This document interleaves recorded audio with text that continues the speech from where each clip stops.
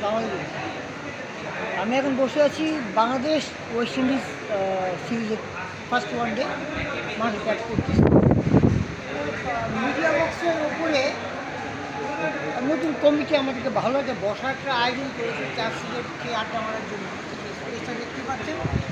তো এখানে কিছুক্ষণ আগে একটা আলোচ্য বিষয় ছিল কুমিল্লা আর নোয়াখালীর বিভাগের প্রশ্ন রয়েছে। কে দাবিদার, কে হকদার। এখানে বেশ অনেকক্ষণ মানে গরম হাওয়া বয়ে গেল।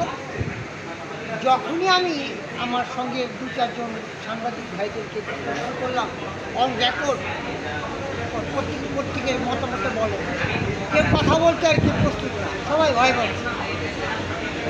আমি নোয়াখালীর কাছে আমার প্রশ্ন যে নোয়াখালী ভাইজানেরা যে বিভাগটা চাচ্ছেন আসলে কি কৃষির ভিত্তিতে চাওয়ার জন্যই চাওয়া নাকি পাওয়ার জন্য চাওয়া, কোনটা? কুমিল্লা যে বিভাগ চাইছে, আমি ঢাকার লোক কিন্তু ভাই আমার কুমিল্লা ভাই জহির ভুইয়া ফেসবুক আইডিতে ঢুকলে আমার টোটাল প্রোফাইলটা পাবেন। আমি ঢাকার লোক, আমি কুমিল্লার লোক, আমি নোয়াখালীও না, ব্রাউনবাড়িও না। আমার প্রশ্ন, কুমিল্লা যে বিভাগ চাইতেছে এটা তো বহু বছর আগে থেকে, এটা আসলে নতুন না। কুমিল্লাটা কত বড় যে ব্রাহ্মণবাড়িয়াকে বৃহত্তর কুমিল্লা থেকে আলাদা করে দেওয়া হয়।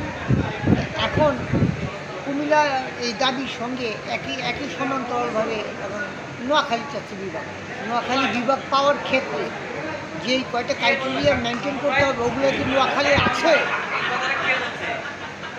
দুটা বিভাগের শীর্ষস্থানীয় নেতৃবৃন্দকে সামনে নিয়ে সরকার বসুক। সরকারের তো কিছু ক্রাইটেরিয়া আছে, কিছু নিয়ম আছে, কিছু শর্তাবলী আছে। ওই শর্তাবলী অনুযায়ী কি নোয়াখালী পায়? না, নোয়াখালী তো আমি মোটেও খেপা না। আমি এইটুকু জানি যে নোয়াখালী কৃষির ভিত্তিতে বিভাগটা চেয়েছে, এটি আমার মানে অন্য কোনো প্রশ্ন। কাউকে আমি খেপাতে করছি। ধন্যবাদ।